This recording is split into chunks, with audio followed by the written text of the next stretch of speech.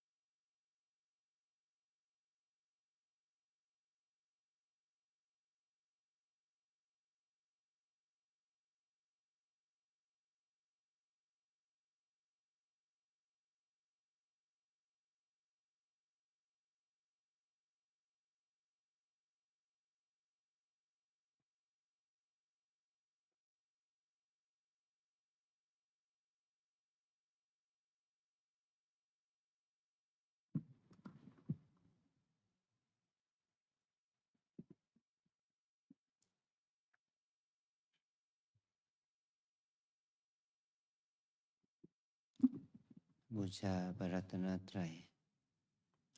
อิมินาสการเรนะอิมินาสการเรนะพุทธังอภิปูชยามะพุทธังอภิปูชยามะอิมินาสการเรนะอิมินาสการเรนะธัมมังอภิปูชยามะธัมมังอภิปูชยามะอิมินาสการเรนะอิมินาสการเรนะ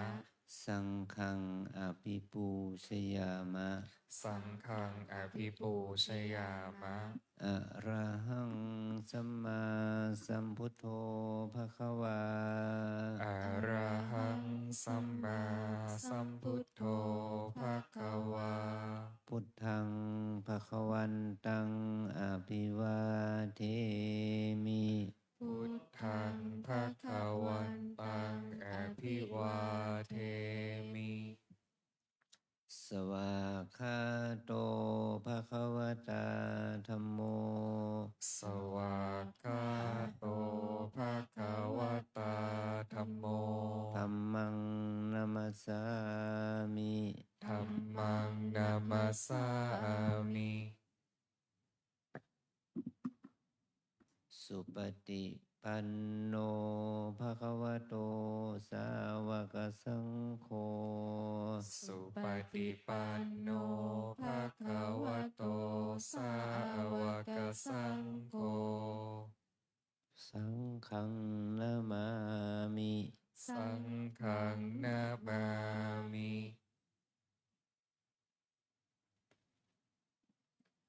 อัน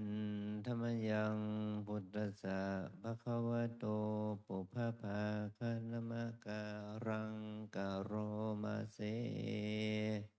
นะนะโมโมตัตัสสสะสะ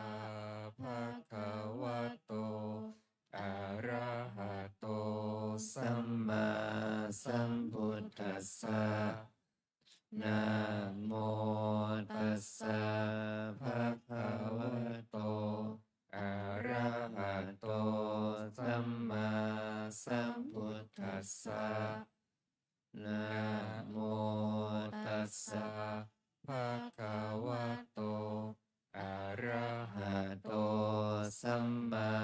สั สั ม ม พุ พุ ท ท ธั ธั ส ส สะ สะ อัญชรีวันทาอภิวาทอัญชรีวันทาอภิวาทอัญชลีวันทาอภิวาทอัญชลีวันทาอัญชลี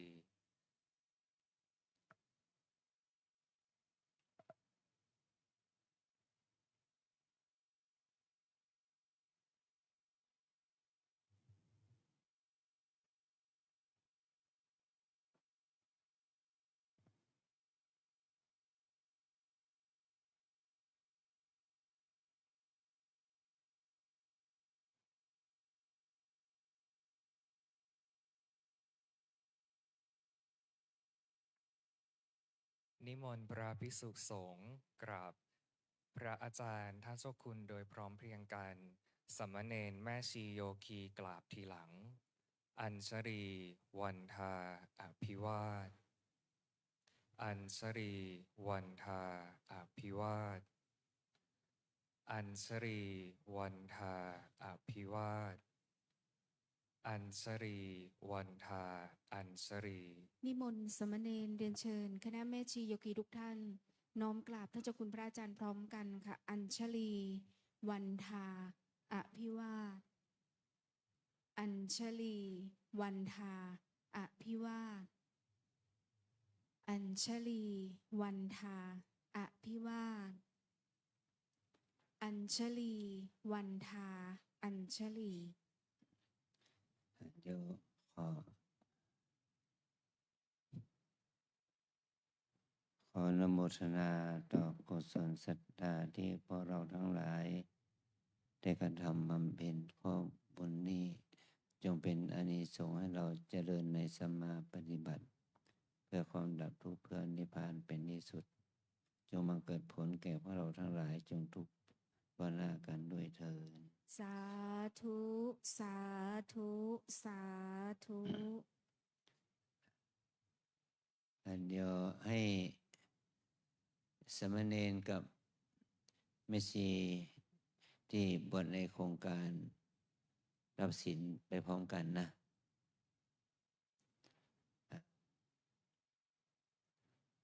แล้วก็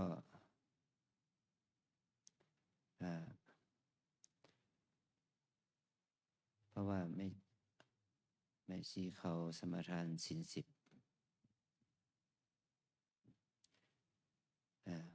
วันนี้ท่านมณฑลขึ้นเทศแทนหมอเหรอก็เราก็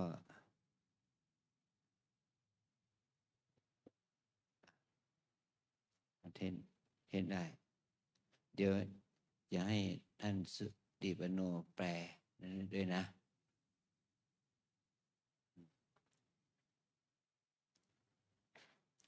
เอานิมนต์ขึ้นให้ศีล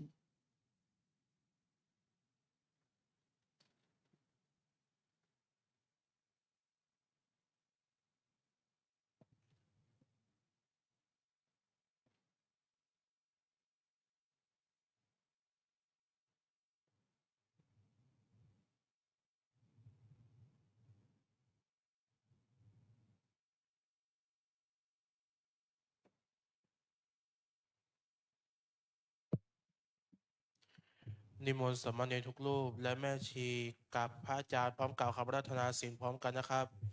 อัญชลีวันทาอภิวาทอัญชลีวันทาอภิวาทอัญชลีวันทาอภิวาทอัญชลีวันทาอัญชลีมายังพันเตสารนาสีลังยาจามะทุติยัมปิมายังพันเตสารนาสีลังยาจามะ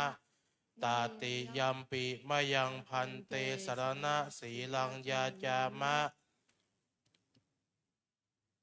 นะโมตัสสะภะคะวะโตอะระหะโตสัมมาสัมพุทธัสสะ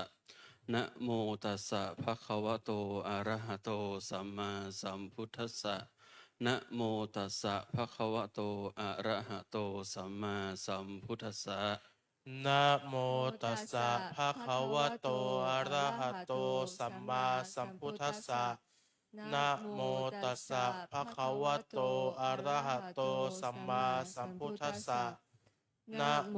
ตัสสะภะคะวะโตอะระหะโตสัมมาสัมพุทธัสสะยะมะหังวะทามิตังวะเทหิ อามะพันเต พุทธังสรณังคัจฉามิ พุทธังสรณังคัจฉามิ ธัมมังสรณังคัจฉามิ ธัมมังสรณังคัจฉามิ สังฆังสรณังคัจฉามิ สังฆังสรณังคัจฉามิ ทุติยัมปิพุทธังสรณังคัจฉามิ ทุติยัมปิพุทธังสรณังคัจฉามิ ทุติยัมปิธัมมังสรณังคัจฉามิ ทุติยัมปิธัมมังสรณังคัจฉามิ ทุติยัมปิสังฆังสรณังคัจฉามิ ทุติยัมปิสังฆังสรณังคัจฉามิ ตติยัมปิพุทธังสรณังคัจฉามิ ตติยัมปิพุทธังสรณังคัจฉามิ ตติยัมปิธัมมังสรณังคัจฉามิ ตติยัมปิธัมมังสรณังคัจฉามิ ตติยัมปิสังฆังสรณังคัจฉามิ ตติยัมปิสังฆังสรณังคัจฉามิ ติสรณคมนังนิธิตัง อามาพันเต ปานาติปาตาเวระมณี ปานาติปาตาเวรมณี อทินนาทานาเวระมณี อาทินนาทานาเวรมณี อพรหมจริยาเวระมณี อาพรหมจริยาเวรมณี มุสาวาทาเวระมณี มุสาวาทาเวรมณี สุราเมระยะมัชฌะปะมาทัฏฐานาเวระมณี สุราเมรยะมัชฌะปมาทฐานาเวรมณี วิกาละโภชนาเวระมณี วิการโภชนาเวรมณี นัจจะคีตะวาทิตะวิสุกะทัสสนาเวระมณี นาจาคีตาวาทิตาวิสุกาทัสนาเวรมณี มาลาคันทะวิเลปนะธารณะมันดนะวิภูสนัฏฐานาเวระมณี มาราคันทาวิเรปนะธารณะมันตนะวิปูสนาฐานาเวรมณี อุจจาสยนะมหาสยนาเวระมณี อุจจาสยนามหาสยนาเวรมณี ชาตะรูปะระชตะปฏิคหานาเวระมณี ชาตารูปาราชตาปฏิคหานาเวรมณี อิมานิทัสสะสิกขาปทานิสมาธิยามิ อิมานิทัสสะสิกขาปทานิสมาธิยามิ อิมานิทัสสะสิกขาปทานิสมาธิยามิ อิมานิทัสสะสิกขาปทานิสมาธิยามิ อัญชลี วันทา อภิวาท อัญชลี วันทา อภิวาท อัญชลี วันทา อภิวาท อัญชลี วันทา อัญชลี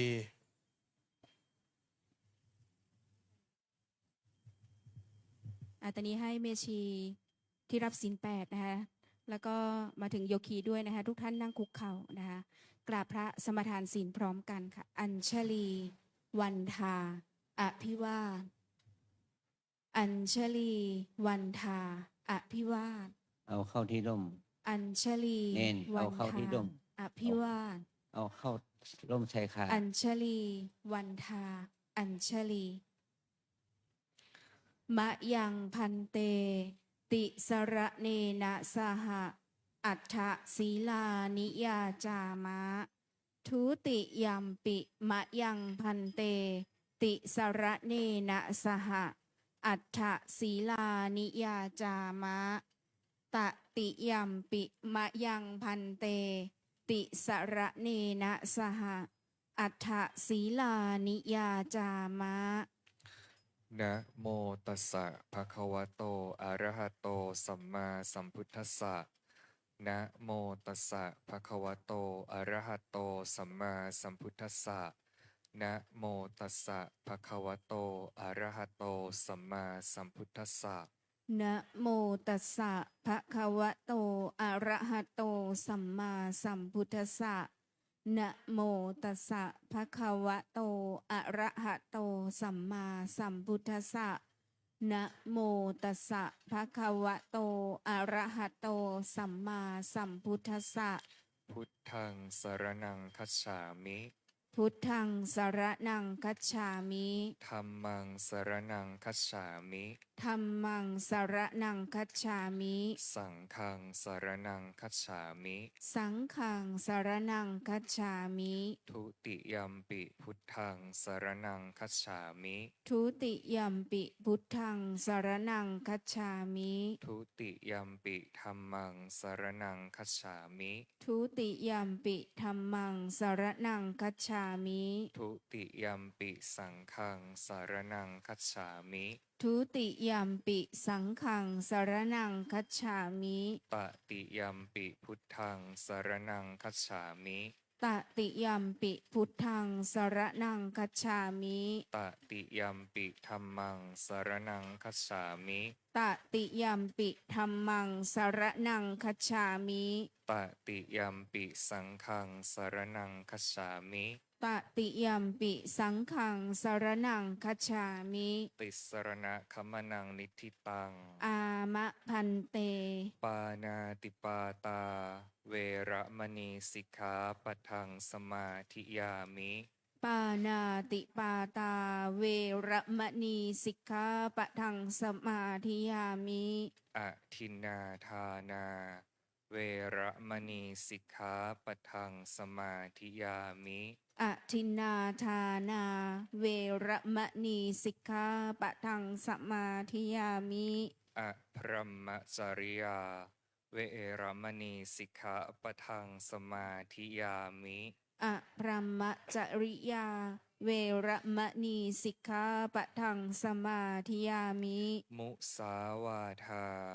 เวระมณีสิกขาปะทังสมาธิยามิ มุสาวาทา เวระมณีสิกขาปะทังสมาธิยามิ สุราเมระยะมัชฌะปะมาทัฏฐานา เวระมณีสิกขาปะทังสมาธิยามิ สุราเมระยะมัชฌะปะมาทัฏฐานา เวระมณีสิกขาปะทังสมาธิยามิ วิการะโภชนา เวระมณีสิกขาปะทังสมาธิยามิ วิกาละโภชนา เวระมณีสิกขาปะทังสมาธิยามิ นัจจคีตวาทิตะวิสุขทัสสนะ มาราคันทะวิเรปณะธรณะมันดนะวิภูสนัฏฐานา เวระมณีสิกขาปะทังสมาธิยามิ นัจจะคีตะวาทิตะวิสุกทัสสนะ มาลาคันทะวิเลปนะธารณะมันดนะวิภูสนัฏฐานา เวระมณีสิกขาปะทังสมาธิยามิ อุจจาสยนะมหาสยนา เวระมณีสิกขาปะทังสมาธิยามิ อุจจาสยนะมหาสยนา เวระมณีสิกขาปะทังสมาธิยามิ อิมานิอัฏฐสิกขาปทานิสมาธิยามิ อิมานิอัฏฐสิกขาปทานิสมาธิยามิ อิมานิอัฏฐสิกขาปทานิสมาธิยามิ อิมานิอัฏฐสิกขาปทานิสมาธิยามิ อิมานิอัฏฐสิกขาปทานิสีเรนะสุขติงยันติ สีเรนะโภกสัมปทา สีเรนะนิพพุติงยันติ ตัสสมาสีรังวิโสทะเย สาธุ สาธุ สาธุ อัญชลี วันทา อภิวาทอัญชลี วันทา อภิวาทอัญชลี วันทา อภิวาทอัญชลี วันทา อัญชลี อ่าวันนี้เราจะได้เมื่อเราได้มีโอกาสได้รับศีลเราจะได้ฟังธรรม ด้วยผู้แสดงธรรมเอาเก้าอี้ไว้ในนั้นตัวหนึ่งไม่ไว้ตัวหนึ่งผู้แสดงธรรมคือท่านนภมณฑลนรินทร์โทได้เป็นองค์แสดงมันจะมีผู้แปลภาษาจีนด้วยนะเป็น2 เวอร์ชัน2 ภาษาท่านสิริปันโนจะได้แปลเป็นภาษาจีนให้แก่พระและก็แม่ชีจีนภิกษุณีแม่ชีจีนได้ฟังการบรรยายธรรมในครั้งนี้เราจะได้มีโอกาสได้อยู่ในบรรยากาศในการฟังธรรม2 ภาษานะภาษาไทยครึ่งหนึ่งภาษาจีนครึ่งหนึ่งเพื่อให้เกิดธรรมสวนามัยกุศลแก่พระภิกษุและแม่ชีภิกษุณีแม่ชีชาวจีนด้วยแล้วก็จะเป็นเหตุให้เกิดการได้ฟังธรรมเป็นธรรมสวนามัยกุศลแก่แม่ชีโยคีพระภิกษุสามเณรแม่ชีโยคีพวกเราด้วยสมัยที่อาจารย์ไปประเทศเม็กซิโกเมื่อเรายังเป็นพระหนุ่มไปแล้วก็หลวงปู่ท่านให้เราสอนอภิธรรมะสอนธรรมะคืออภิธรรมแล้วก็มีโอกาสนิมนต์ไปออกรายการทางวิทยุบังเอิญว่าหลวงปู่ท่านอาพาธไม่สบายอาจารย์ก็จะไปทำบรรยายแทนก็เป็นประสบการณ์ที่เราเพิ่งได้ไปบรรยายให้แก่ชาวต่างชาติเนี่ยคือสิ่งเหล่านี้มันก็เป็นบุญเป็นกุศลกับเราเป็นบารมีธรรมกับเราขอเราทั้งหลายนั้นได้มีขันติธรรมมีความอดทนที่จะฟังธรรมะที่เราฟังแค่ได้ยินแต่ไม่รู้เรื่องบางครั้งก็ได้ยินและรู้เรื่องเนี่ยถ้าเราได้ฟังภาษาไทยก็ได้ยินได้รู้เรื่องด้วยได้เข้าใจด้วยถ้าเป็นภาษาจีนก็ได้ยินแล้วก็ไม่รู้เรื่องด้วยและไม่เข้าใจด้วยก็ต้องอดทนนะให้สีขันติธรรมให้เกิดขึ้นกับพวกเราทั้งหลายนะในวันนี้ก็มี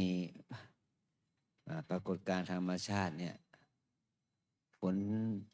ลมพายุลมมาพัดปลิวดอกพยอมปลิวมาหาพวกเรานี่แหละก็อาจารย์ก็ดีใจนะว่ามีฝนมาเนี่ยทำให้ฝุ่นละออง PM 2.5 มันก็เบาบางลงเนี่ยคือเราได้ธรรมชาติได้ธรรมะจากธรรมชาติด้วยว่าเราตระหนกตกใจไหมกลัวไหมเราต้องฝึกให้ตัวเองเนี่ยอยู่กับธรรมชาติและยอมรับความเป็นจริงในธรรมชาติเหล่านั้นนะขอให้เราได้มีความตั้งมั่นในการที่จะได้ฟังนะขอนิมนต์ครับ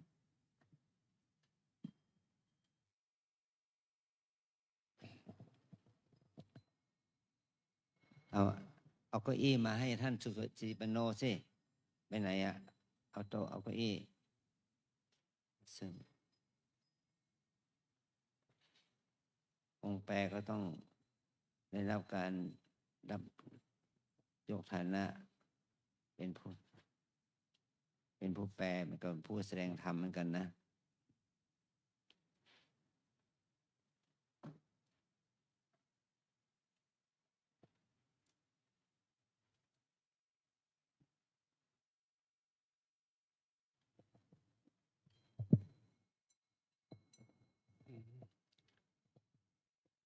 阿江刚才说，就是今天今天我们开示讲法，今天是一个特别的日，今天刮风下雨啊，阿张说刮风下雨，对这个气候对我们的环境会有好处，那个 PM2.5就会变那个指数会变好，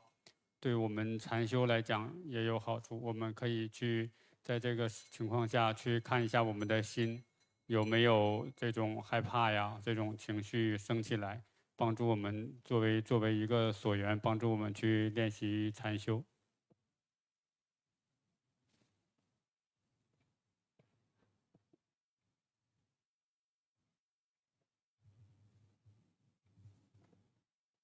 พระมาจะโลกาที่ปฏิสัมปติกาตันชลีอานาทิวรังอายาจะทาสันทีทัสสัทธา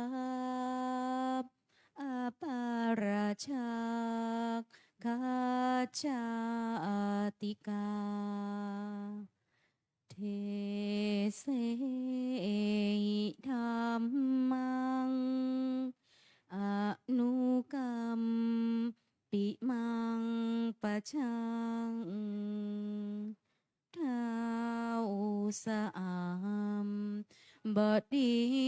พรหมเป็นบรมในพรหมมาทรงฤทธิ์ที่ศักดากว่าบริษัททุกหมู่พรหม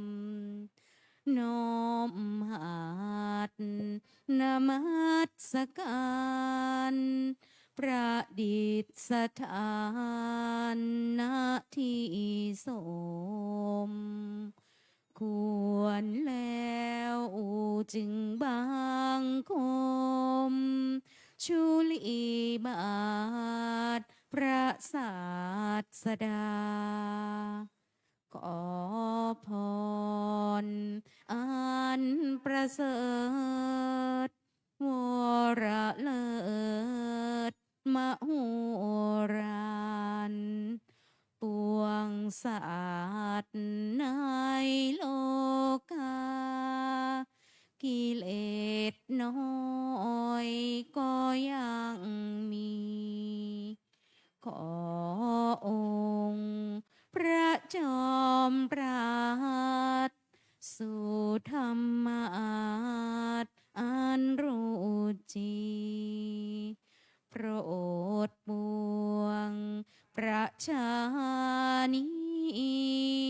ท่านจงโปร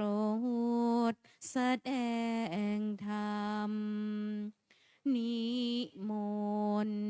ท่านเจ้าขาผู้ปรีชาอันเลิศล้ำโปรดแสดงพระสัทธรรมเทศนา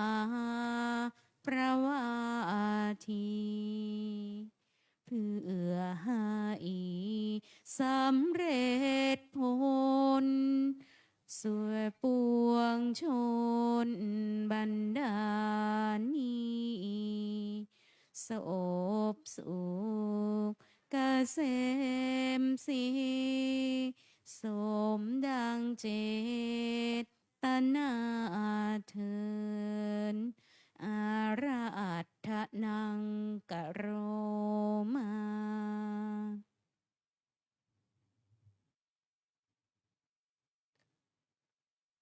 นะโม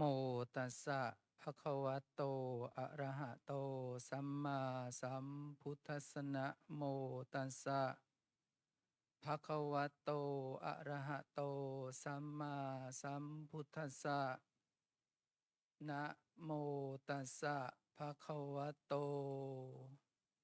อะระหะโตสัมมาสัม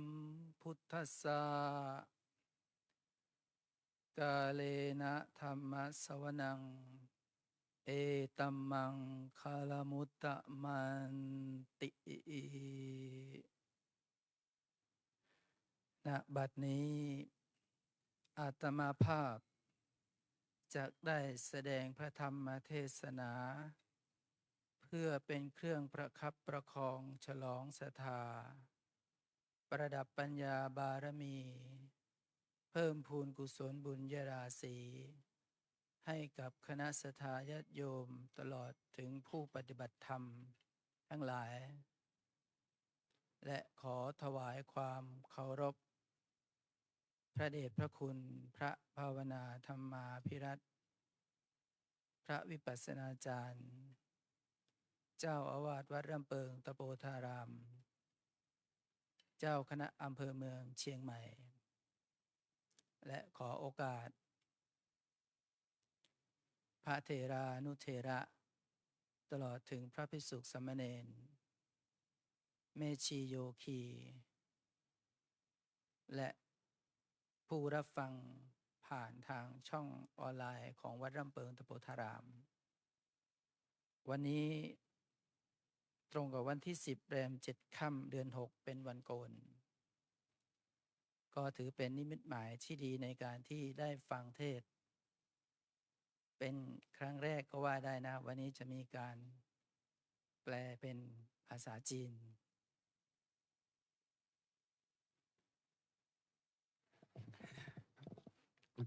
今天是我们那个剃头日，今天来给大家开示佛法，给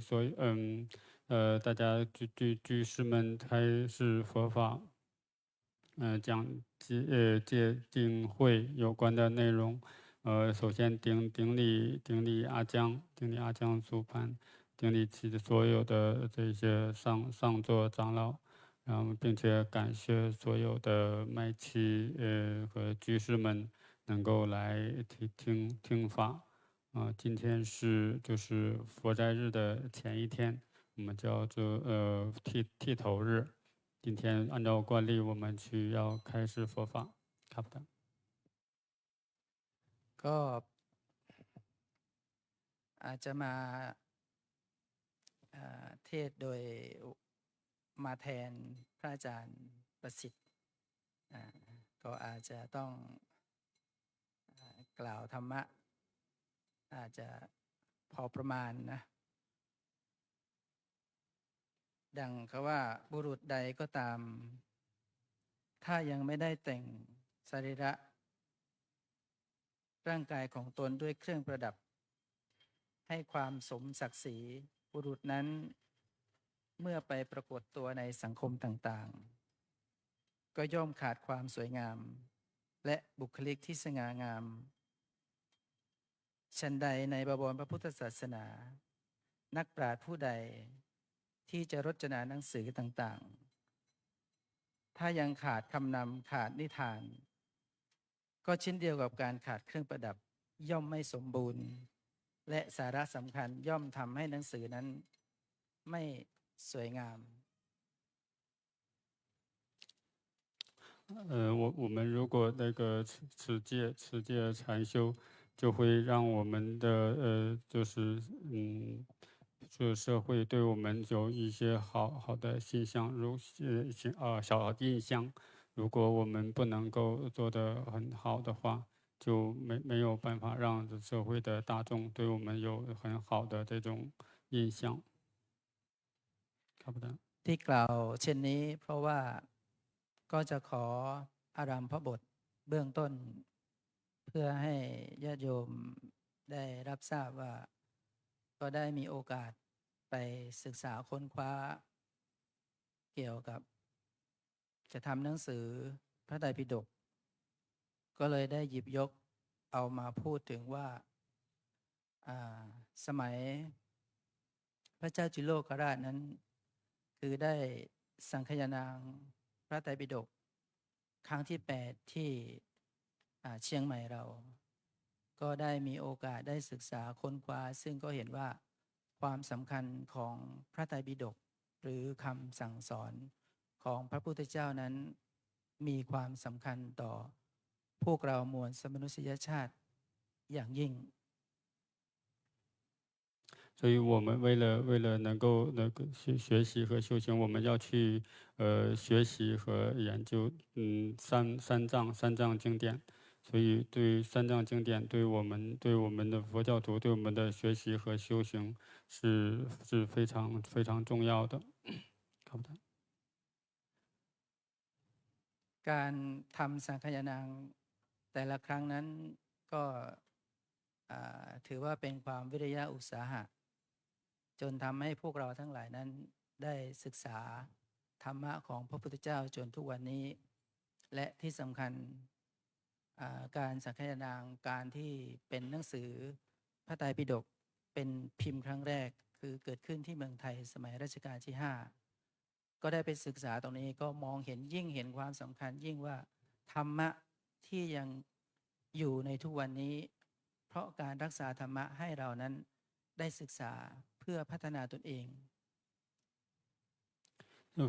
三藏经典是佛陀给我们留下的教导。我们在三藏经典里面，我们佛陀的教导一代一代的传承到现在。我们去弘扬三藏经典，就是去弘扬佛法。我们要去学习三藏经典，就是学习佛陀留给我们的教导。เพราะฉะนั้นเมื่อเรามานึกถึงครูบาอาจารย์ของเราที่ยังมีความปรารถนาที่จะเก็บรักษาธรรมะไว้อย่างเช่นที่วัดเราก็มีหอพระไตรปิฎกซึ่งก็เป็นพระเดชพระคุณหลวงปู่ทองนั้นท่านก็ได้รวบรวมการรวบรวมชำระจานพิมพ์พระไตรปิฎกซึ่งก็มีอยู่ที่วัดของเราซึ่งก็ถือเป็นเรื่องที่สำคัญในการทำครั้งนี้所有的高僧大德都教导我们，三藏经典是非常非常重要的。我们要去重视和学习研究三藏经典。ก็ได้พูดคุยกับผู้ที่ได้ทำเมื่อครั้งก่อนสมัยเป็นเนนก็ได้เห็นความวิริยะของครูบาอาจารย์ของเราซึ่งก็ได้ไปสืบค้นหาพระไตรปิฎกทั่วภาคเหนือซึ่งก็ได้รวบรวมมาใช้เวลานานพอสมควรจึงจะได้ประสบความสำเร็จในทุกวันนี้所有的高僧大德是尽了非常大的努力，以及付出了很多的时间，把三藏经典一代一代的传承到今天。เพราะวันนี้ที่อารามพระโบสถ์ขึ้นเบื้องต้นก็เพื่อให้แม่ชีที่บวชในโครงการแล้วก็คณะญาติโยมทุกท่านได้ทราบว่าที่วัดเรายังมีความจารึกอันเป็นสิ่งสำคัญคือพระไตรปิฎกฉบับหลายๆภาษาอยู่ในหอไตรที่วัดของเรา就是我们跟大家说，去跟我们参加那个短区出家的活动的人也说一下，在我们的那个藏经楼，就是我们的图书馆那边，有很多那种语言的三藏经典。ก็ทั้งนี้ทั้งนั้นการจะทำงานอะไรก็ตามแต่การที่เราเห็นครูบาอาจารย์มีความวิริยะอุตสาหะอาตมาภาพในฐานะได้ไปค้นคว้าก็รู้สึกมีความภูมิใจแล้วก็ได้ไปค้นคว้าที่หลายๆที่หอสมุดแห่งชาติก็ได้รวบรวมเอามาถือว่าวันนี้ก็ได้มาเกริ่นนำให้กับคณะศรัทธาญาติโยมว่าหลักธรรมคำสั่งสอนของเรานั้นก็ยังมีให้เราศึกษาแม้แต่เราจะปฏิบัติธรรมเราก็ยังจะต้องมีการปริยัติในการศึกษาหลักธรรมคำสอนจากพระไตรปิฎกเช่นเดียวกัน我们的高僧，我们的师父们，付出了很大的努力和时间去收集那些印三藏经典的那些版本设备，在我们的在朗本寺，我们就有那些原来以前去传播印刷三藏经典的那些设备还在我们的图书馆。เพราะฉะนั้นระยะเวลาช่วงเหตุการณ์ที่ดำเนินนี้บางครั้งเมื่อเราเป็นผู้คนที่ยังที่จะพ้นจากความทุกข์บางครั้งเราก็มองการกระทำของเราให้เห็นในความทุกข์อย่างแต่ละครั้งเนี่ยไม่ว่าจะเกิดการคิดหรือการค้นหาบางครั้งการต่อสู้ดิ้นรนที่จะไปจุดนั้นจุดนี้บางครั้งเราก็เห็นความเปลี่ยนแปลงกันแล้วว่าความทุกข์ในใจแม้กระทั่งเจออุปสรรคต่างๆเนี่ยความทุกข์มันก็ส่งผลให้เราว่าเรามีตลอดเวลาแม้แต่ว่าการทำงานที่เห็นว่ามันมีอยู่แล้วแต่ความทุกข์ที่เกิดขึ้นในใจหลายๆอย่างก็ย่อมปรากฏให้เราเห็น我们一直去继续努力，我们目标想去追寻那种解脱痛苦的方法，解脱身体的痛苦，解脱心的痛苦。有时候我们就会有苦，有时候就感觉没有。就是我们可能就是有时候感觉身体上痛苦已经减轻了，但是身体上的苦还依然在。เพราะฉะนั้นเราทั้งหลายเราต้องมีปัญญาพิจารณาเห็นความลำบากถ้าภาษาบาลีก็เรียกว่าทุกขานุปัสสนาคือปัญญาที่พิจารณาเห็นความลำบากของรูปของนาม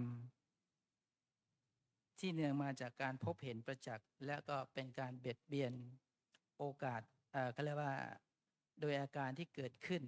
ตามลำดับและก็ติดต่อกันเขาเรียกว่าการเกิดขึ้นของรูปนามไม่ว่าจะเป็นความทุกข์ความปรากฏการที่ให้เราเห็นในความเหนื่อยความล้าก็จะทำให้เราเห็นปรากฏการตรงนี้ได้所以呢，所有那些艰难的时刻，我们都要以智慧去观察，用维巴萨那的方法去观察，去关照那些痛苦，还有一些疲惫劳累，去把它们作为我们的观察的对象去练习，通过这些练习来产生智慧，来灭苦เพราะการเกิดขึ้นในสภาวะที่เกิดขึ้นอย่างไม่ขาดสายในขณะที่กำลังรับรู้รูปนามตามสภาวะอยู่นั่นแหละ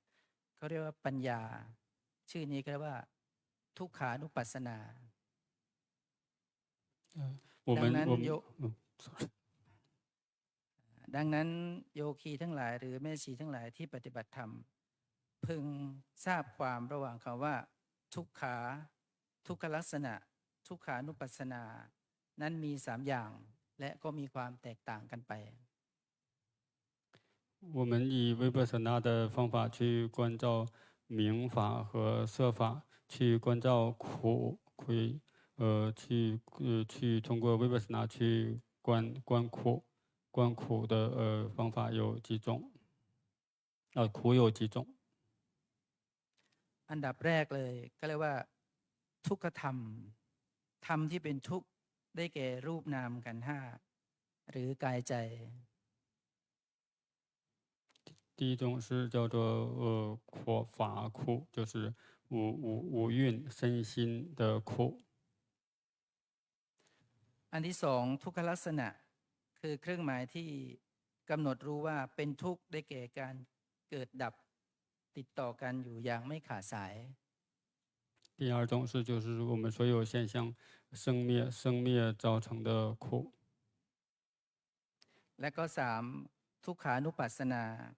ปัญญาที่พิจารณาเห็นความเป็นทุกข์อยู่เนืองๆในรูป นามขันธ์ห้าคือกายใจในขณะที่เห็นความเกิดดับของรูปนามขันธ์ห้าอยู่นั้น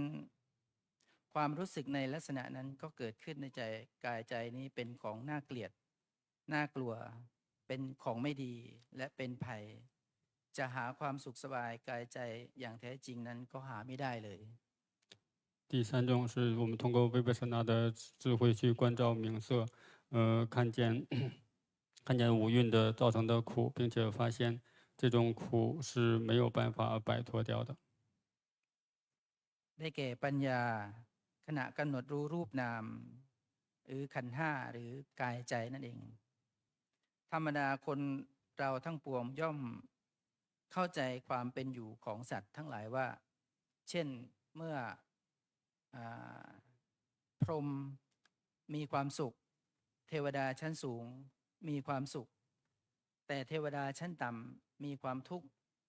มนุษย์มีร่างกายมีความสมบูรณ์มีอนามัยที่ดีมั่งมีสุขก็มีความสุขแต่ร่างกายไม่สมบูรณ์มีโรคมีภัยมีไข้มีความเจ็บป่วยไข้เบียดเบียนสุขภาพอนามัยไม่ดีและบางครั้งก็เกิดความท้อใจเหล่านี้ถือว่าเป็นทุกข์ทางใจ用维帕萨那的智慧看见五蕴、名色、身心，是苦的。但是我们可能会有的时候会看见，也有一些乐，比如说看到天人有一些快乐，但是不每种众生都是有苦的，有的可能是身体没有，但是心还是有苦的。บางครั้งแม้แต่สัตว์เดรัจฉานบางพวกก็มีสุขมีทุกข์ต่างๆเหล่านี้ก็เป็นความถือว่าเป็นเข้าใจถูกในระดับหนึ่งเพราะว่ามองในแง่ของการเสวยอารมณ์ที่เป็นสุขเป็นทุกข์เป็นโสมนัสโทมนัสของสัตว์ทั้งหลายแต่ความเป็นจริงนั้นสุขกายก็ดีสุขใจก็ดีทุกข์กายก็ดีล้วนมีการเกิดขึ้นแล้วก็ดับไปไม่คงที่แล้วก็กลับมาเกิดขึ้นอีกติดต่อกันอยู่อย่างนี้เรื่อยไปเว้นเสียไม่ได้就是那些畜生道的众生也是一样，他们有的时候就是有的时候有苦，有的时候也有快乐，所以所有的众生都是有苦有乐，然后这些苦乐都是不停的升起存在灭去，然后灭去之后重新再次升起。ดังนั้นศรัทธาญาติโยมทั้งหลายโยคีผู้ปฏิบัติธรรมรูปนามขันธ์ห้าหรือกายใจนั้นที่มีสุขก็ตามหรือไม่สุขก็ตามล้วนแต่เป็นทุกข์อยู่ด้วยกันทั้งสิ้นทุกข์เมื่อโดยย่อแล้วก็คือมีอยู่เพียง3อย่างคือ1ทุกขะที่ชื่อว่าทุกข์เพราะทนได้ยากเป็นทุกข์จริงได้แก่ทุกข์กายทุกข์ใจ然后所有我们的居士，我们的瑜伽士、修行者，所有的出家人，我们就要认识到五蕴、名色、身心都是苦的，很多苦，就是苦是有各种苦是最非常的难以忍受，感觉是苦的非常最明显的。2วิปริณามะทุกขะชื่อว่าเป็นทุกข์เพราะเปลี่ยนแปลสภาพไปโดยไม่หยุดหย่อนได้แก่สุขทางกายและสุขทางใจ第二种就是我们就说那个恶性苦，就是说就是我们的那些身体或者心的那种快乐失去之后，我们感到的那种痛苦。3สังขารทุกข์ชื่อว่าทุกข์เพราะมีการจัดแจงปรุงแต่งด้วยความเกิดดับได้แก่รูปนามหรือกายใจทั่วไปใน3อย่างนี้ทุกกายทุกใจชื่อว่าทุกขะก็เพราะว่ากายมีอาการเป็นไปต่างๆเช่นเมื่อโยคีอาจจะมีการเรียกว่าจุกเสียดแน่นท้องบางครั้งก็มีเจ็บปวดหัวปวดฟันบางทีเป็นแผลถูกตีถูกแทง หรือโรคต่างๆนานาหลากหลายประการดังที่เห็นกันทุกวันนี้ ก็ทำให้เรานั้นเกิดเป็นทุกข์然后是五蕴身心名色不停变化带来的痛苦，我们的心带来的不停的变化，让我们的心不停的产生各种造作，带来的这种痛苦。所以我们作为修行者要去认识这些苦。ส่วนใจก็เพราะมีความต้องการบางครั้งก็เสียอกเสียใจเกิดความกลัวเนื่องจากได้ประสบเหตุการณ์ไม่ดีต่างๆดังที่มีอยู่ทุกวันนี้然后我们的身体上就会有不同的病痛，各种不舒服的那种现象，心里边也会有各种不同的这种情绪，让我们不舒服的各种情绪，导致我们的身体和心上的苦。เพราะฉะนั้นทุกทั้งสองตัวนี้ล้วนแต่ทนได้ยากทั้งสิ้นดังนั้นท่านจึงว่าความเป็นทุกข์คือทุกขะความสุขทางกายสุขใจที่ชื่อว่าวิปริณามทุกขะนั้นก็เพราะมีการเปลี่ยนแปลงไม่คงที่อยู่นั่นเอง就是身体方面的苦和心理方面的苦，两种苦都是非常难以忍受的，都非常的苦。ดังเช่นในขณะนี้ร่างกายเรากำลังกระทบกับความเย็นโดยที่มีกลิ่นอายจากฝนลมเย็นที่พัดมาก็ดีหรือกำลังพัดโบกมาอยู่ขณะนี้ก็ดีความสุขทางกายสุขทางใจก็ย่อมที่จะเกิดขึ้นครั้นหยุดพักหรือหยุดนิ่งโดยไม่มีลมแม้บางครั้งที่โยคีได้รับรู้ตอนนี้ลมมากระทบเมื่อลมนั้นหยุดอาการความทางจิตใจก็เปลี่ยนไปเพราะฉะนั้นความสุขกายสุขใจก็หายไปพร้อมกับอาการนั้นถ้าจะให้ความสุขกายสุขใจมีอยู่ก็ต้องมีลมมากระทบอยู่เรื่อยๆหรือมีการบางทีเราอากาศร้อนเราก็เปิดพัดลมกันอยู่ไม่หยุดไม่หย่อนขณะนั้นความสุขกายสุขใจก็ย่อมเกิดขึ้นได้หรือเมื่อโยคีชำระร่างกายด้วยการอาบน้ำเราก็มีความสุขกายสุขใจแต่ต่อมาไม่ช้าความสุขกายสุขใจก็เกิดขึ้นจากการอาบน้ำก็หายไป然后我们身体上或者心上的这些有的时候会感到一些快乐，这些快乐也会升起，然后灭去，也是不能一直的稳定的存在的。就比如说今天我们感觉有刮风，所以会有比较凉爽，这身体会感觉很舒服。但是我们这种舒服的感觉，它也会消失。我们如果想让这种舒服的感觉持续的话，就得期待这种风能够继续出现。其他的感觉像比如我们可能是洗澡会觉得很舒服，那需要的条件就是水。其他的就是跟各种我们身体上和心上感受到这种快乐，都是不可以稳定存在的，它都需要一些条件。เพราะฉะนั้นการพิจารณาอาการต่างๆบางครั้งพอเราอาบน้ำความร้อนพอสักพักความร้อนก็เกิดขึ้นใหม่ก็ต้องมีการอาบน้ำกันอยู่เรื่อยไปเพื่อความสุขกายสุขใจจะได้เกิดขึ้นอีกความสุขใจที่เกิดขึ้นจากการเห็นการได้ยินการดมกลิ่นการริมรสที่ดีๆเหล่านั้นเมื่อหยุดดู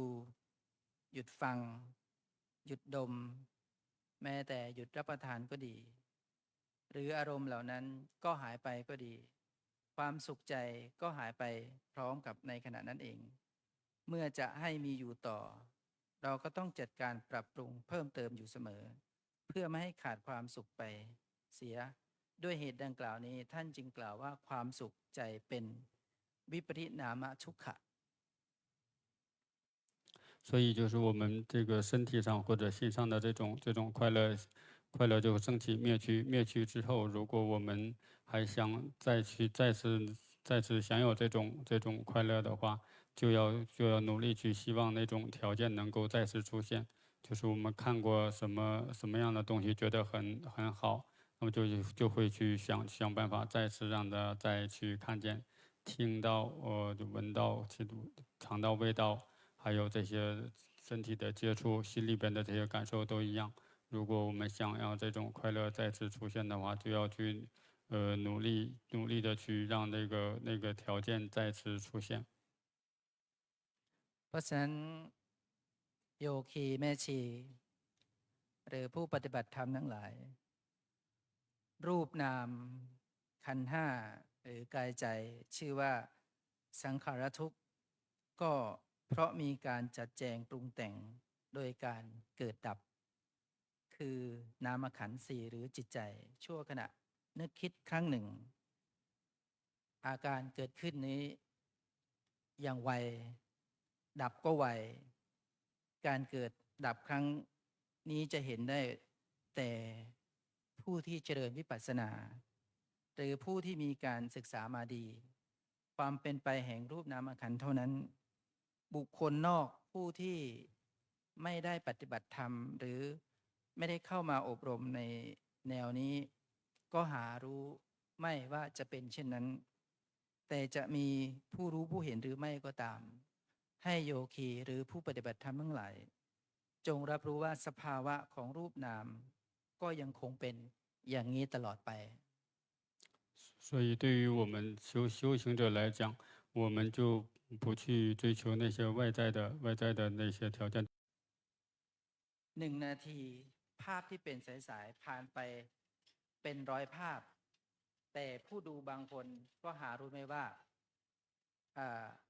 ภาพนั้นเกิดขึ้นได้อย่างไรฉันใดก็ฉันนั้นการเกิดดับการปฏิปต่อเนื่องในสภาวะนั้นแห่งรูปนามขันธ์ห้ายังไม่ขาดสายก็ฉันนั้นดังนั้นท่านจึงกล่าวว่ารูปนามขันธ์ห้าทั้งหมดนั้นเป็นสังขารทุกขะ就像我们看到的一些画面，在以前在古代在佛陀的时代，可能跟现在看到的可能就不一样。但是我们作为修行人的话，我们看到的是本质背后的本质，就是我们这些都是一些名法和色法，他们升起灭去的一些现象，在这个层面，他们就是本质上是一样的。เพราะฉะนั้นทุกทั้ง3อย่างนี้สังขารทุกอย่างเดียวก็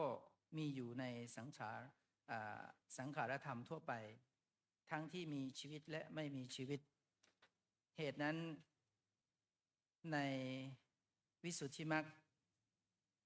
จึงกล่าวว่าทุก3อย่างนั้นสังขารทุกอย่างเดียวมีทั่วไปในสังขารธรรมทั้งปวงทั้งมีชีวิตและไม่มีชีวิต然后就说这各种苦，只要是我们在那个在轮回之中都会有这种苦，包括活着的和没和死去的，在清净道论里边有类似的这种说法，就是只要在轮回里面都是苦的。เพราะฉะนั้นทุกเป็นสภาวะที่เกิดขึ้นกับเราทุกคนแต่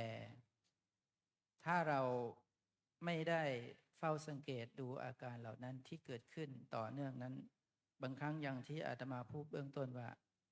ถ้าเราไม่เข้ามาปฏิบัติหรือมาเฝ้าดูอาการเหล่านี้คนทั่วไปก็ไม่ได้สังเกตดูอาการเกิดดับของอาการเหล่านี้这就是苦，只要所有的众生都是有苦的，但是如果我们不去修行的话，不去修行佛法的话，那所有的普通的众生都一样，我们只是去经历那种痛苦而已。เพราะฉะนั้นความทุกข์เกิดขึ้นตั้งอยู่ดับไปสำหรับเราทั้งหลายที่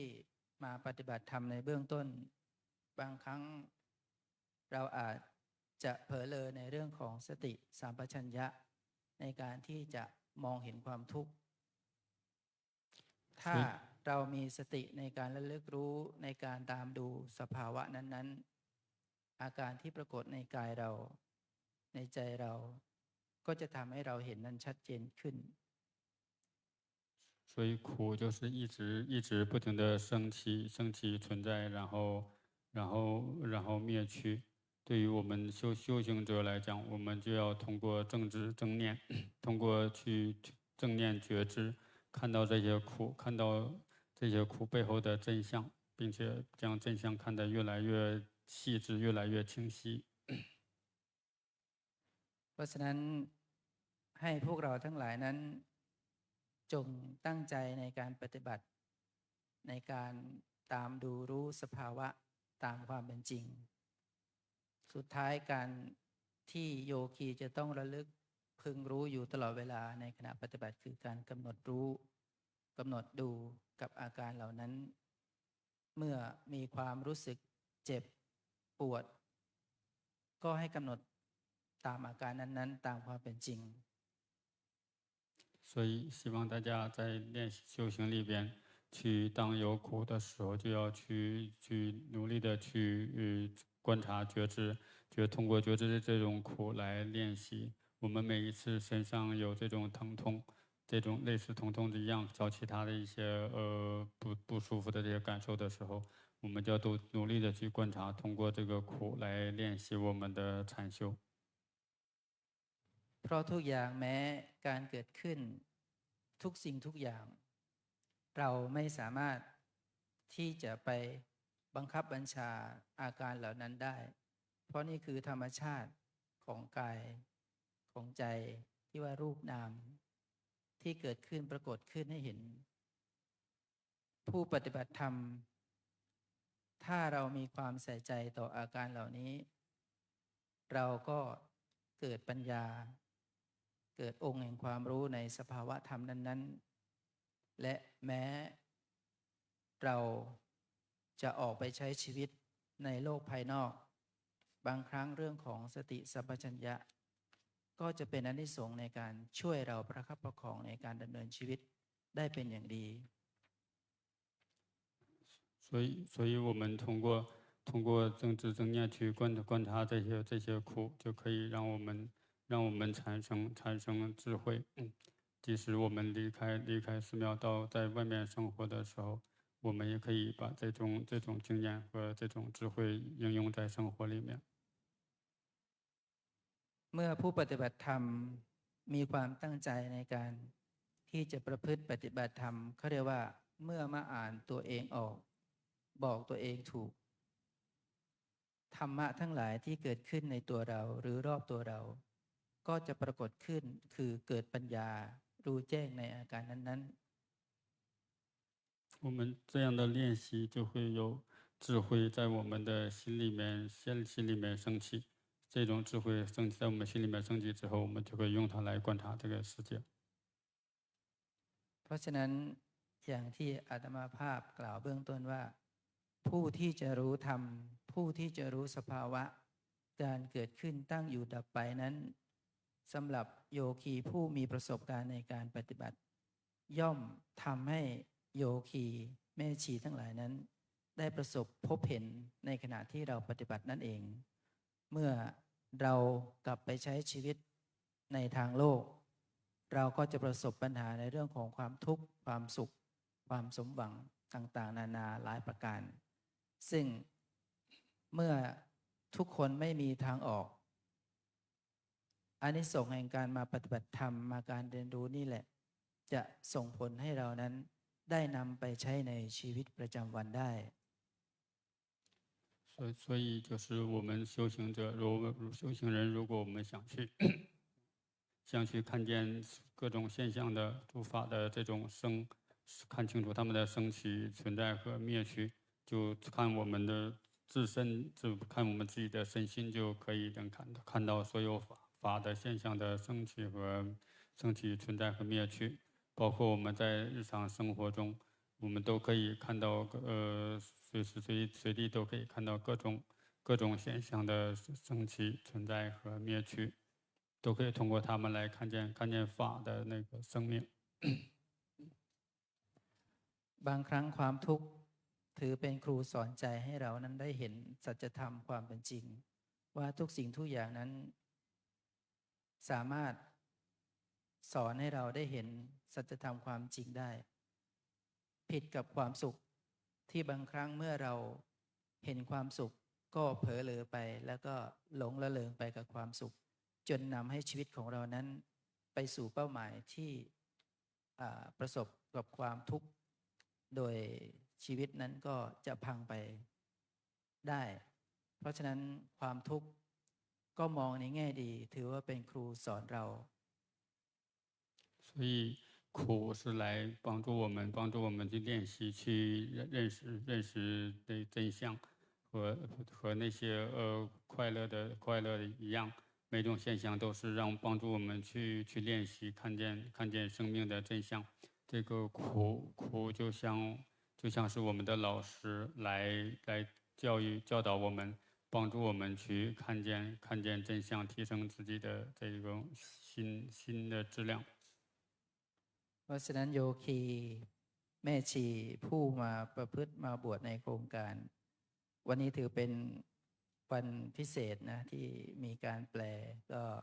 อยากจะฝากข้อหลักธรรมว่าการมาปฏิบัติสำหรับผู้ใหม่นะก็ให้เข้าใจว่าบางครั้งเหตุการณ์หนึ่งที่จะทำให้เรานั้นไม่สามารถปฏิบัติได้คือความกังวลเพราะฉะนั้นอะไรก็ตามแต่สำหรับผู้ใหม่ให้พยายามตัดความกังวลออกเพื่อที่จะให้มีสมาธิในการปฏิบัติและที่สำคัญนั้นการตัดความกังวลหลายๆอย่างนั้นก็จะทำให้สติเราหรือจิตของเรานั้นมีความนิ่งและมีสัพพัญญะในการกระทำสิ่งต่างๆนั้นได้อย่างดี所以所有的来我们这儿来这禅修的人，包括我们参加那个短途项目的所有的人，我们就要去努力的去通过这些苦乐的这些现象，去练习训练我们的心。วันนี้ก็ถือว่าเป็นการเทศนาที่มาบรรยายคำต่อคำก็อาจจะติดขัดนิดหนึ่งก็พึงให้โยคีได้รับข้อธรรมที่เกิดประโยชน์บางครั้งถ้าไม่เกิดประโยชน์ก็ปล่อยผ่านไปขอให้เราเข้าใจว่าสัจธรรมความเป็นจริงนั้นย่อมปรากฏให้เห็นกับผู้ปฏิบัติธรรมทุกๆคน今天做开示，希望能够有益于所有的，有益于大家，有益于所有的来修行的人。如果没有利益的话，我们也要也是通过这种禅修的这种心态去对待它，希望能够对大家都有利益。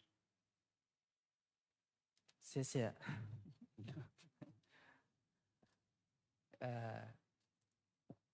ก็วันนี้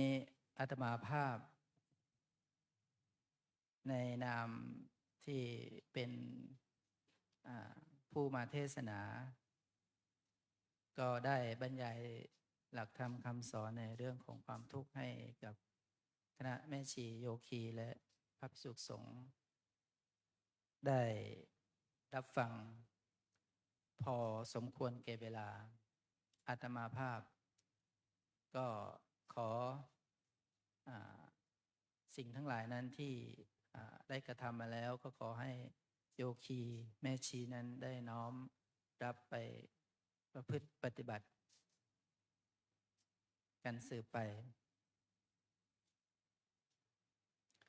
今天给大家讲了有关苦，以及我们如何通过苦去练习的。希望对大家能够有所帮助，能够在练习中能够用得上。เทศนาประโยชน์สาในอวสานที่สุดแห่งพระธรรมเทศนานี้ รัตนัตยานุภาเวนะรัตนัตยาเตชะสาขออานุภาพแห่งคุณพระศรีรัตนตรัยอันมีพระพุทธพระธรรมพระสงฆ์และคุณงามความดีที่คณะแม่ชีโยคี ผู้ประพฤติปฏิบัติธรรมทุกท่านได้กระทำมาแล้ว ก็ขอจงเป็นพระนิสงฆ์ให้ทุกท่านนั้นจงประสบแต่ความสุขความเจริญ คิดสิ่งใดปรารถนาสิ่งใดแล้วไซร้ที่ประกอบด้วยธรรม ก็ขอให้จงเป็นผลสำเร็จเป็นผลสำเร็จทุกประการ เทศนาประโยชน์สาเนในอวสานที่สุดแห่งพระธรรมเทศนานี้ ก็เห็นสมควรแก่เวลา จึงขอสมมุติยุติลงคงไว้ แต่เพียงเท่านี้ เอวังก็มีด้วยประการฉนี้ หันธรรมยังสาธุกรังกโรมาเซ สาธุ สาธุ สาธุ อหังพุทธันจะธัมมัญจะสังคัญจะสรนังคตา อุปาสิกตังเทเสสิงภิกขุสังคัสสะสัมมุขา เอตังเมสรนังเขมัง เอตังสรณมุตตมัง เอตังสรณมาคมะ สัพพทุกขาปมุญเจเร ยะถาพลังจริยาหัง สัมมาสัมพุทธศาสนัง ทุกขนิสรณเสวะ ภาคีนิสสะอนาคเต กาเยนะวาจายะวะเจตสาวา พุทเทกุกัมมังปะกะตังมายายัง พุทโธปฏิคันหะตุอัจจยันตัง กาลันตเรสังวริตุงวะพุทเทกราบ กาเยนะวาจายาวเจตสาวาธัมเมกุกัมมังปะกะตังมะยายังธัมโมปฏิคันหะตุอัจจยันตัง กาลันตเรสังวริตุงวะธัมเมกราบ กาเยนะวาจายาวเจตสาวาสังเคกุกัมมังปะกะตังมะยายังสังโฆปฏิคันหะตุอัจจยันตัง กาลันตเรสังวริตุงวะสังเคกราบ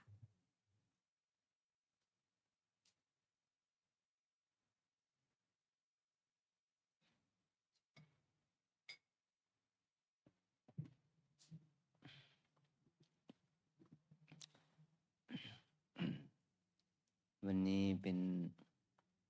วันโกนเป็นวัน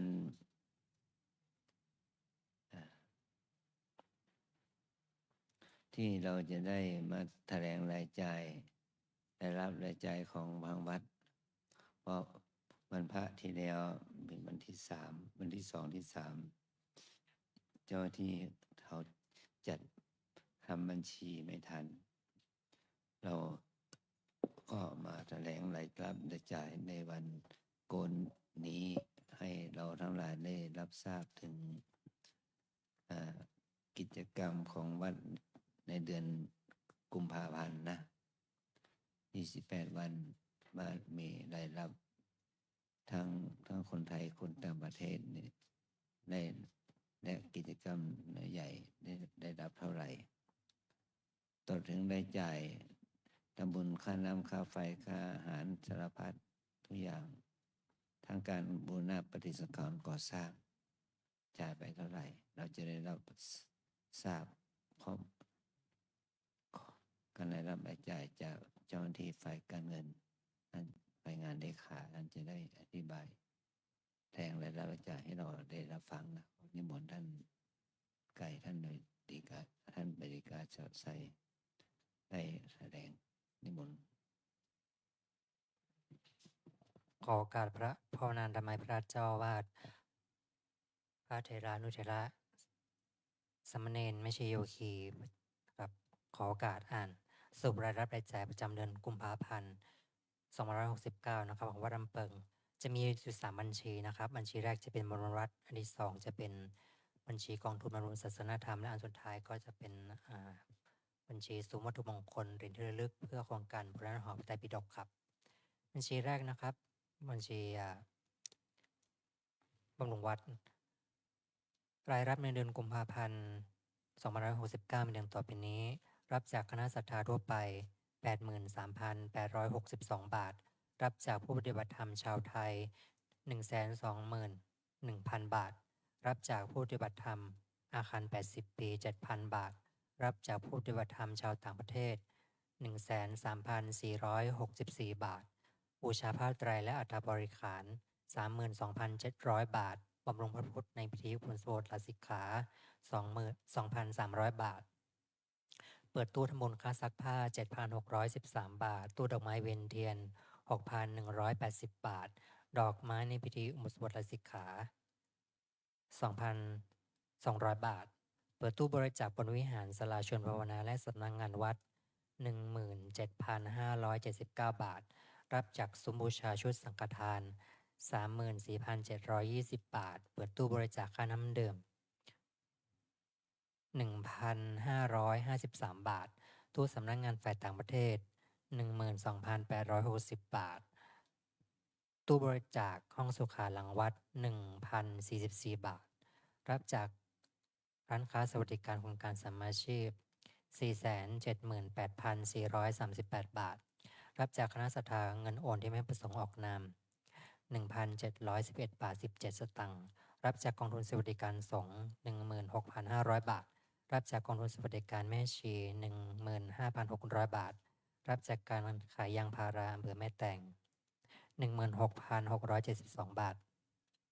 รวมรายรับ 962,996 บาท 17 สตางค์ รายจ่ายซื้อสินค้าเข้าร้านค้าโครงการสมาชีพนะครับร้านค้าสวัสดิการสมาชีพ 251,517 บาท ส่วนต่างรายรับจากร้านค้าสวัสดิการโครงการสมาชีพนำเข้าโครงการบนหน้าหอพระไตรปิฎก 226,621 บาท ค่าอุปกรณ์ประปาและระบบน้ำ 7,690 บาท ค่าน้ำดื่มและน้ำแข็ง 15,650 บาท ค่าน้ำปานะพระภิกษุสามเณร 2,100 บาท ค่าเช่าสัญญาณอินเทอร์เน็ตเซิร์ฟเวอร์ฐานข้อมูลเว็บ ค่าบริการสื่อออนไลน์ 4,538 บาท 94 สตางค์ ค่าใช้จ่ายอุปกรณ์ไฟฟ้าและงานเกี่ยวกับระบบไฟฟ้า 1,990 บาท ค่าส่งจดหมาย 258 บาท ค่าน้ำมันรถ 25,860 บาท ค่าใช้จ่ายอุปกรณ์เกี่ยวกับรถ ค่าประกันภัย ค่าบำรุงรักษารถยนต์ 70,630 บาท 40 สตางค์ ค่าอุปกรณ์ก่อสร้างทั่วไป 41,365 บาท ค่าใช้จ่ายอุปกรณ์สำนักงานสงฆ์ 1,104 บาท ค่าใช้จ่ายอุปกรณ์สำนักงานแม่ชี 2,221 บาท ค่าใช้จ่ายอุปกรณ์สำนักงานเลขานุการ 16,931 บาท ค่าใช้จ่ายและอุปกรณ์ฝ่ายสดทัศนุปกรณ์ 9,605 บาท ค่าใช้จ่ายอุปกรณ์สำนักงานฝ่ายต่างประเทศ 12,995 บาท ค่าใช้จ่ายอุปกรณ์ซ่อมบำรุงอาคาร 80 ปี 6,356 บาท ค่าซักผ้า 5,531 บาท ค่าใช้จ่ายอุปกรณ์ซ่อมบำรุงกุฏิกรรมฐานฝ่ายหญิง 24,665 บาท ค่าใช้จ่ายอุปกรณ์ซ่อมบำรุงกุฏิกรรมฐานฝ่ายชาย 18,551 บาท ค่าใช้จ่ายอุปกรณ์ซ่อมบำรุงอุโบสถหอพระธรรมและศาลาชวนภาวนา 14,010 บาท ทำบุญงานบุญต่างๆ งานปล่อยหลวงงานศพ 36,408 บาท ค่าดอกไม้เวียนเทียน 1,375 บาท ค่าดอกไม้งานอุปสมบทลาสิกขา 875 บาท ค่าดอกไม้งานพิธีต่างๆพวงมาลัยและอุปกรณ์สำหรับศาสนพิธี 4,460 บาท ค่าน้ำยาและอุปกรณ์ทำความสะอาดทั่วไป 16,319 บาท ค่าจ้างคนขับรถ3 คนคนงาน1 คน 40,000 บาท ทำบุญกันพระปฏิโมกข์ 4,000 บาท ค่าขนขยะมลฝอย 2,500 บาท ค่าใช้จ่ายที่ธนาคารสงฆ์อำเภอเกาะคาจังหวัดลำปาง 100,000 บาท ค่าป้ายไวนิล 450 บาท ค่าใช้จ่ายในการปรับภูมิทัศน์ 2,220 บาท ค่าใช้จ่ายที่ธนาคารสงฆ์อำเภอเถินจังหวัดลำปาง 5,177 บาท ค่าใช้จ่ายซุ้มวัตถุมงคล 820 บาท ค่าไม้และอุปกรณ์งานไม้ 3,135 บาท ค่าแรงช่างไม้งานไม้ซ่อมแซมภายในวัดและสำนักสาขาของวัดรำเปิง 100,000 บาท ค่าแรงช่างสีและช่างก่อสร้างซ่อมแซมภายในวัดและสำนักสาขาของวัดรำเปิง 120,000 บาท รวมรายจ่าย 1,194,024 บาท 34 สตางค์ สรุปยอดเงินคงเหลือยกมาจากเดือนกุมภาพันธ์ 2569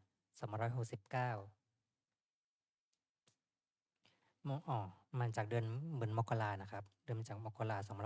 2569 2,187,497 บาท 74 สตางค์ บวกรายรับในเดือนกุมภาพันธ์ 962,996 บาท 17 สตางค์ รวมรายรับทั้งหมด 3,143,493 บาท 94 สตางค์ หักรายจ่ายในเดือนกุมภาพันธ์ 1,194,024 บาท 34 สตางค์ ยอดคงเหลือ 1,949,469 บาท 60 สตางค์นะครับ เดือนกุมภาพันธ์ที่ผ่านนี้เป็นตัวแดงนะครับ รายจ่ายมากกว่ารายรับอยู่ที่ 231,028 บาทครับ อีก 17 สตางค์ บัญชีที่2นะครับจะเป็นบัญชีกองทุนบำรุงศาสนธรรมประจำเดือนกุมภาพันธ์ 2569 รายรับ 1. รับจากเจ้าภาพทำบุญค่าอาหาร 537,056 บาท รับจากเจ้าภาพทำบุญน้ำปานะ 3,300 บาท รับจากผู้ปฏิบัติธรรมชาวต่างประเทศ 41,386 บาท รับจากเจ้าภาพทำบุญกองทุนบำรุงศาสนธรรม 2,300 บาท รับจากเจ้าภาพทำบุญค่าไฟฟ้า 25,651 บาท รวมรายรับ 636,693 บาทถ้วน รายจ่าย 1. ค่าอาหารน้ำปานะผู้ปฏิบัติธรรม 417,003 บาท 75 สตางค์ ค่าเครื่องปรุงในโรงครัว 2,547 บาท ค่าแก๊สหุงต้ม 22,350 บาท ค่าอุปกรณ์ในโรงครัว 12,513 บาท ค่าไฟฟ้า 151,391 บาท 31 สตางค์ ค่าน้ำประปา 9,917 บาท 73 สตางค์ ค่าจ้างคนงานครัว 47,500 บาท รวมรายจ่าย 681,222 บาท 79 สตางค์ สรุปยอดเงินคงเหลือยกมาจากเดือนมกราคม 1,628,732 บาท 12 สตางค์ บวกรายรับในเดือนกุมภาพันธ์ 636,693 บาท รวมรายรับทั้งสิ้น 2,265,425 บาท 12 สตางค์หักรายจ่ายในเดือนกุมภาพันธ์ 681,222 บาท 79 สตางค์ ยอดเงินคงเหลือ 1,584,202 บาท 33 สตางค์ เดือนกุมภาพันธ์นี้ก็เป็นตัวแดงกันนะครับ รายจ่ายมากกว่ารายรับอยู่ที่ 44,529 บาท 79 สตางค์ครับ และบัญชีสุดท้ายเป็นบัญชีสมมติมงคลเหรียญที่ระลึกเพื่อป้องกันเพื่อโครงการบูรณะหอพระไตรปิฎกประจำเดือนกุมภาพันธ์นะครับ รายรับ 1. รับจากเจ้าภาพบูชาเหรียญที่ระลึก 4,893 บาท รับจากเจ้าภาพบูชาวัตถุมงคล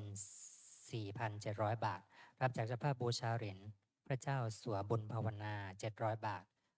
รับจากตู้บริจาคเดือนกุมภาพันธ์ 2,719 บาท รับจากตู้รับถวายสังฆทานสำนักงานสงฆ์ 42,836 บาท รับจากตู้บริจาคพระศิวลี 7,223 บาท รับจากคุณกัญจนาอุดมธนาสารสกุลและครอบครัว 3,000 บาท รับจากคุณทองใบเปรมประชา 3,000 บาท รับจากคุณทิพยดารุ่นบรรณพันธ์ 3,000 บาท รับจากคุณธนวัฒน์กตัญญู 2,000 บาท รับจากคณะสัตยาทั่วไป 600 บาท รับจากผู้ปฏิบัติธรรมชาวต่างประเทศ 62,078 บาท ส่วนต่างจากรายรับร้านค้าสวัสดิการโครงการสมาชีพ 226,921 บาท รวมรายรับ 363,670 บาทถ้วน รายจ่ายค่าออกแบบตู้เก็บพระไตรปิฎกคัมภีร์ต่างๆงวดที่ 1 24,000 บาทค่ามัดจำโคมไฟเพดานชั้น 1, 2 และโคมไฟช่อพระประธานงวดที่ 255,095 บาท ค่าแรงงานช่างสี 20,000 บาท รวมรายจ่าย 299,095 บาท รายเดือนนี้นะครับรายรับจะมากกว่ารายจ่ายอยู่ที่ 64,575 บาทครับสำหรับ3บัญชีครบถ้วนแล้วขอบคุณครับ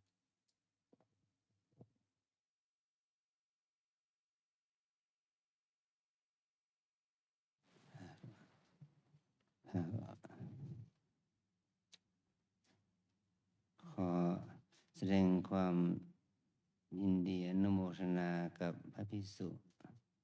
ภิกษุณีสามเณรแม่ชีโยคีเราทุกท่านทั้งที่เป็นชาวไทยและชาวต่างประเทศ ที่ได้อุปถัมภ์การบริจาคบำรุงวัดบ้านเมืองเรานะ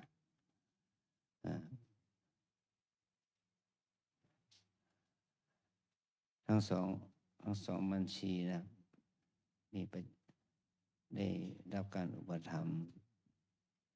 จากญาติโยม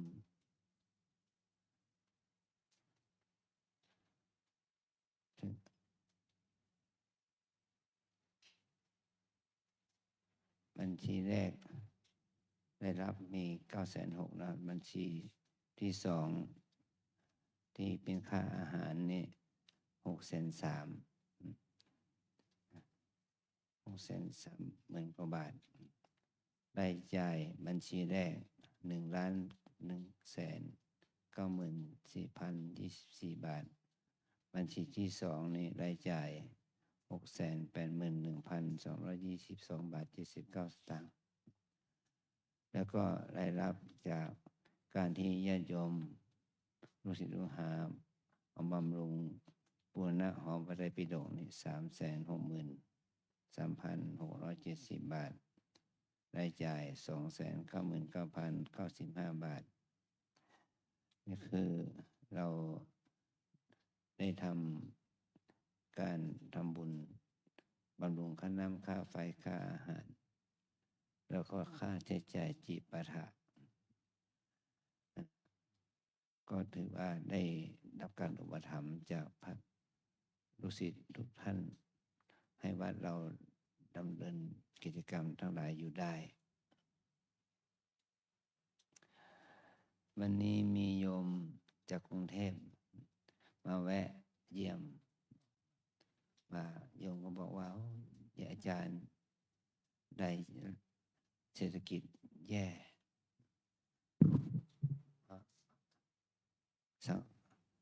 บริษัทห้างร้านอะไร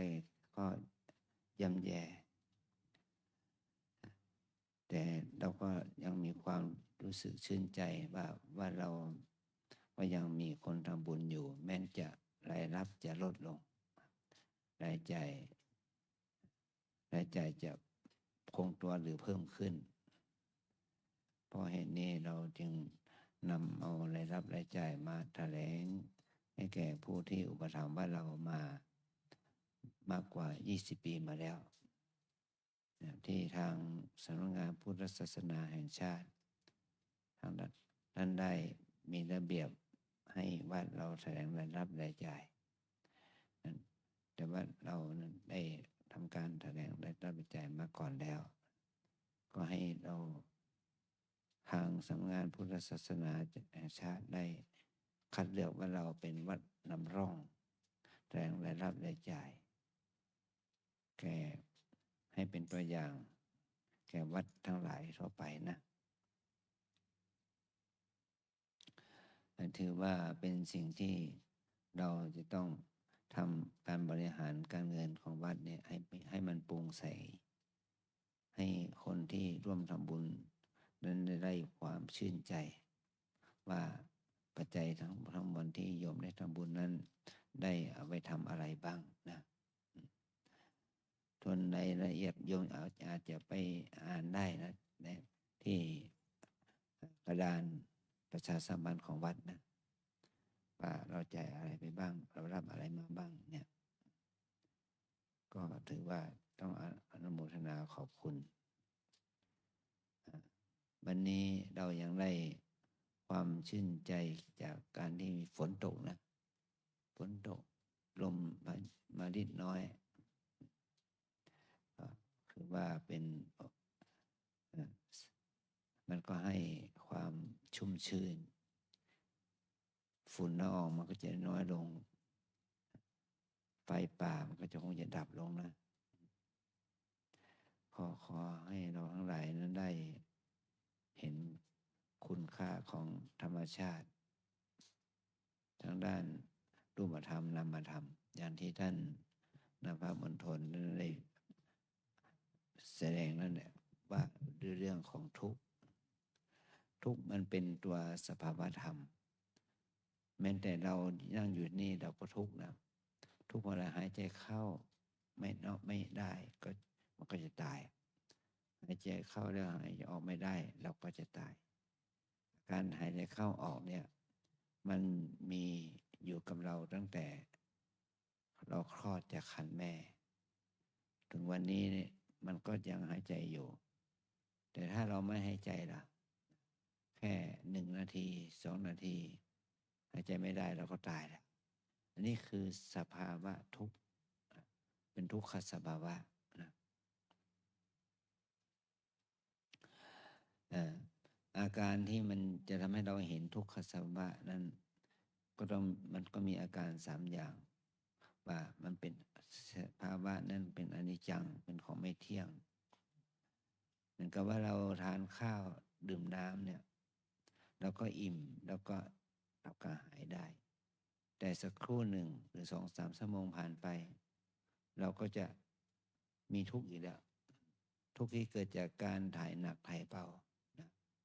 ทุกข์ที่เกิดจากการที่เราต้องร้อนหนาวร้อนหิวกระหายสภาวะธรรมเหล่านี้ก็เกิดขึ้นแก่เรานะนี่เขาเรียกว่าทุกขลักษณะคือความเป็นทุกข์ปรากฏเนี่ยคือทุกข์อันที่3คือสังขารทุกข์ของสังขารเนี่ยมันมีความเป็นไปอย่างนี้อยู่แม้ว่าเราจะเป็นอภิมหาเศรษฐีเป็นมหาเศรษฐีเป็นคนดีเป็นคนร้ายเป็นคนจนคนรวยเป็นหญิงเป็นชายเราก็ต้องตกอยู่ในกฎแห่งธรรมชาตินี้เหมือนกันเดี๋ยวทำไมเราจึงมาปฏิบัติธรรมแล้วมาปฏิบัติธรรมเพื่อให้เกิดปัญญาที่ดูให้เกิดปัญญาเพื่อให้เรารู้ความจริงของทุกข์ถ้าเรามีปัญญารู้ความจริงอย่างนี้แล้วเราจะลดความยึดติดยึดมั่นออกมาจากจิตใจของเราได้นะวันนี้เราจึงถือว่าเราได้แนวทางปฏิบัติเพื่อให้เราเข้าใจความจริงของชีวิตในค่ำคืนนี้นะวันพรุ่งนี้เราก็เป็นวันพระที่จะมีการตักบาตรเวียนเทียนร่วมกันเราจะได้ทำกิจกรรมน้อยใหญ่เพื่อให้เกิดประโยชน์โสติผลให้เกิดบุญกุศลให้แก่เราและคณะทางวัดวาสืบต่อไปนะอาจารย์ก็ขออนุโมทนา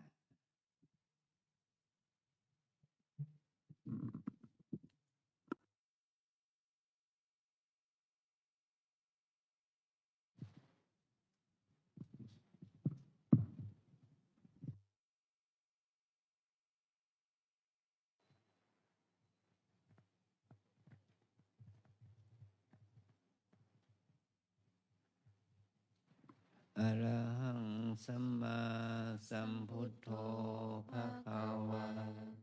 พุทธังภะคะวันตังอภิวาเทมิสวากขาโตภะคะวะตาธัมโมธัมมังนัมมัสสามิสุปฏิปันโนภะคะวะโตสาวกสังโฆสังฆังนามามิ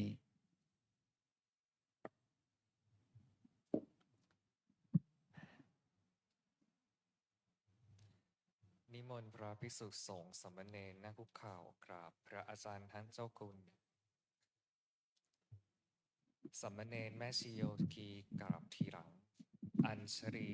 วันทาอภิวาทอัญชลีวันทาอภิวาทอัญชลีวันทาอภิวาทอัญชลีวันทาอัญชลี นิมนต์สามเณรเรียนเชิญคณะแม่ชีโยคีทุกท่านน้อมกราบท่านเจ้าคุณพระอาจารย์พร้อมกันค่ะ อัญชลีวันทาอภิวาทอัญชลีวันทาอภิวาทอัญชลีวันทาอภิวาทอัญชลีวันทาอัญชลี ยัตตาโรธรรมาวัฏันติอายุวันโนสุขังพระลัง สาธุสาธุสาธุ